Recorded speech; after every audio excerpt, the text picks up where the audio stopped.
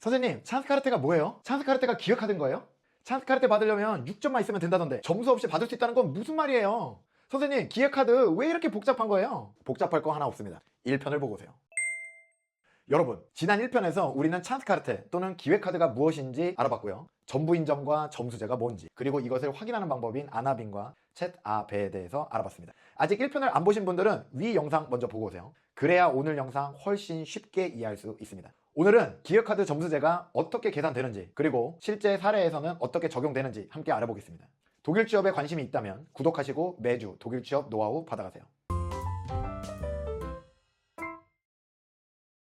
기획카드 점수제는 총 5가지 항목으로 구성됩니다. 학력 또는 전문 자격, 경력, 언어, 나이, 기타 사항. 이 항목을 합쳐서 최소 6점을 받으면 됩니다. 여기가 가장 오해가 많은 부분이에요. 대학을 졸업했다고 해서 자동으로 4점을 받는 것은 아닙니다. 중요한 것은 독일이 여러분의 학위나 자격을 어떻게 평가하느냐입니다. 특히 독일에서 부분 인정을 받은 전문 자격의 경우에만 4점을 받을 수 있습니다. 대표적으로 간호사, 기술직, 일부 규제 직업들이 해당됩니다. 따라서 먼저 아나빈 또는 필요한 경우 챗아베를 통해 본인의 학위와 자격 상태를 확인하는 것이 좋습니다. 추가로 의료, IT, 엔지니어링, 수학, 자연과학, 기술 분야 등 독일 부족직군에 해당하면 1점을 추가로 받을 수 있습니다. 부족직군 공식 리스트는 설명란에 링크 남겨두겠습니다. 독일은 생각보다 경력을 중요하게 봅니다. 최근 5년 동안 전공과 관련된 경력이 2년 이상 있으면 2점, 최근 7년 동안 관련 경력이 5년 이상이면 3점입니다. 독일어 능력에 따라 점수가 달라집니다. 독일어 A2는 1점, 독일어 B1은 2점, B2 이상은 3점입니다. 그리고 독일어가 A1 이상을 보유하면서 영어가 C1 이상인 경우에는 추가로 1점을 더 받을 수 있습니다. 다음은 나이입니다. 18세 이상 34세 이하는 2점, 35세 이상 39세 이하는 1점, 40세 이상은 0점입니다. 여기서 많은 분들이 40 넘으면 끝난 거 아니냐 이렇게 물어보시는데 아니에요. 실제 사례를 보면 전혀 그렇지 않습니다. 잠시 후 예시에서 확인해 볼게요. 최근 5년 동안 독일에서 합법적으로 6개월 이상 체류한 경우 1점을 받을 수 있습니다. 예를 들어 교환학생, 인턴십, 워킹홀리데이, 어학연수 등이 여기에 해당합니다. 반면 단순 관광이나 가족 방문은 인정되지 않습니다. 또한 배우자 또는 파트너가 기획카드 요건을 충족하고 함께 지원하는 경우에 추가로 1점을 더 받을 수 있습니다.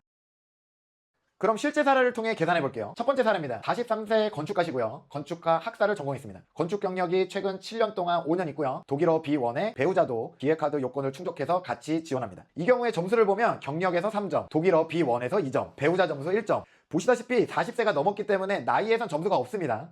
그런데도 경력과 언어, 배우자 점수만으로 충분히 6점을 만들 수 있습니다. 두 번째 사례입니다. 38세 간호사, 병원 경력이 6년 있고요. 독일어 B1, 독일 체류 경험이 1년 있습니다. 간호사기 때문에 독일에서 부분 인정 상태고요. 점수를 계산하면 부분 인정으로 받게 되는 4점, 경력 3점, 독일 체류 경험 1점, 나이 1점, 총 9점입니다.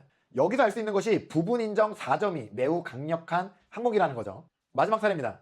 27세 마케터, 한국에서 경영학 학사를 전공했고요. 마케팅 경력이 2년 있습니다. 독일어는 A2, 영어는 C2. 점수를 계산하면 나이에서 2점, 경력에서 2점, 독일어 1점, 영어 1점, 총 6점입니다.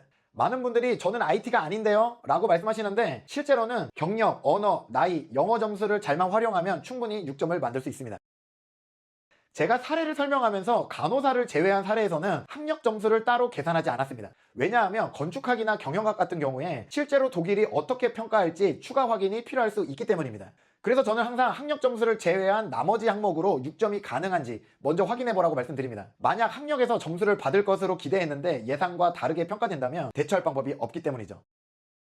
여기서 정말 중요한 포인트, 점수를 10점을 받았다고 하더라도 생활비 증빙을 하지 못하면 기획카드를 받을 수 없습니다. 전문 인력이든 점수제든 공통으로 필요한 조건이 바로 독일 체류 기간 동안 공공복지에 의존하지 않고 생활할 수 있다는 증명입니다. 2026년 기준으로 월 1027유로, 1년 기준 12,324유로 정도를 증명해야 합니다. 제가 독일 취업 전략이 중요하다고 말하는 이유는 독일에서 모든 것을 완벽하게 준비하는 것은 사실상 불가능하다고 생각하기 때문입니다. 인터넷에 나온 대로 다 준비했고 관련법도 확인해서 준비했고 독일 기관 체크리스트도 모두 완벽하게 맞췄는데 실제로는 추가 서류를 요구받기도 하고 거절당하기도 합니다. 특히 학위 인정이나 경력 인정이 애매한 경우에는 공식 기관의 판단이 중요한데 이때는 담당자의 판단에 따라 달라지기 때문이죠.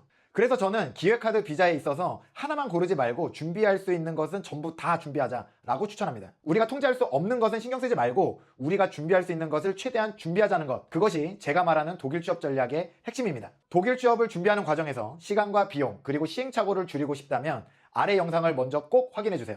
감사합니다.